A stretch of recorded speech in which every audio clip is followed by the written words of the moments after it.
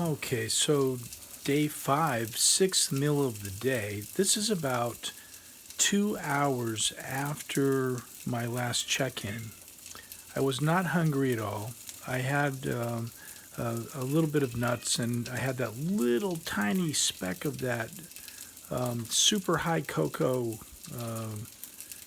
thing, and I didn't really notice anything at all by including that. What I'm noticing right now is that I'm getting really hungry. So I obviously didn't eat enough in my prior meal.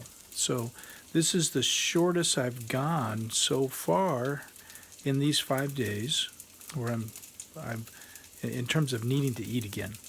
All right, so what I'm doing is I'm making one of those Morningstar Farm grillers, quarter cup of peas, quarter cup of corn, about a quarter cup of turnips, and just a little. I had a little bit of butternut squash. I'm just going to cook it up here. I have about a teaspoon of olive oil. All right. I've noticed that what I want is to have my impulse is to eat two of these Morningstar grillers, and I notice there's a little bit of already desire around like wanting the flavor of ketchup, this tangy flavor of ketchup. So ketchup, it's mainly sugar, and a lot of ketchups have high fructose corn syrup. So ketchup is really not part of the plan. Now, each of the items here, peas, fairly high in sugar, corn, fat and sugar. Their glycemic index is not as good as, say, spinach or broccoli or some of the other vegetables. They turn to sugar quicker. But it's not like eating potato chips or potatoes, that kind of thing. Um, turnips themselves are, a root, like a potato is a root, but their glycemic index is better and their carbohydrate is lower. I'm eating them in small proportions here. So I'm going to have about a cup of vegetables, and I'm going to have this Morningstar griller, and we're going to see how I feel. So I think one of the things about this is that this might be one of these little tippy points here. For some reason, I got hungry a little sooner. Okay, could be lots of reasons for you.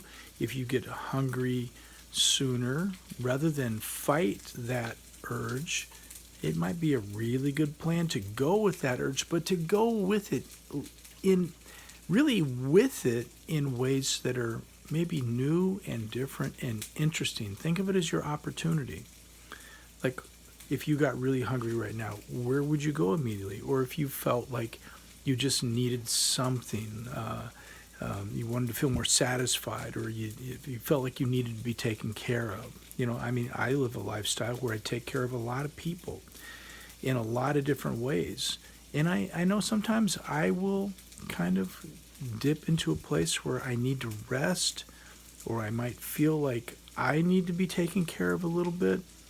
Sometimes I might dip into a place where I feel a little bit needy. The question then becomes is like, well, okay, what do I reach for next? And if I'm used to reaching towards certain things that are building, say, higher blood sugar or higher cholesterol, can I just make a tiny little space and just ease over this way, just like that right there a little bit, into a choice that I know is going to be on the side of helping my body do what it needs to do. Okay. So this would be the point right here where maybe a cheeseburger for me would come into the equation, or maybe a slice of pizza. Both of those, right now where I am in my fifth day, won't help me as much as the meal that I'm having here in a few moments when it's done. Okay, well, that's how I'm working with my sudden hunger. This is a sixth meal of the day on the fifth day. I am going to have a snack prepared for later in the night if I wake up hungry. It'll be the quarter cup of nuts like what we talked about, maybe a little bit of yogurt. No sugar in the yogurt, by the way. I'm talking Greek yogurt with no added sugar at all. That's the problem with most yogurts out there. They're advertised and believed to be super healthy. Most yogurts have a huge amount of sugar. Not a great plan. Okay. Have a super good night again, and I'll look forward to seeing you in the morning. We'll get on the meditation cushion a little bit, work on a little bit of mindfulness right off the bat to get our day started. We'll start our day tomorrow before it starts us. And I do want to recommend moving into your sleep cycle with a little bit of breathing practice, a little bit of putting your mind on what's most satisfying, what you really love and appreciate the most. Like, let's build a ecosystem in our mind with thoughts that are helpful and positive, and that'll set us up for the best possible sleep. Then we'll wake up in the best possible place that we can be, and we're going to kind of work with that little waking up place a little bit in the morning. All right, day 5. See you in the morning.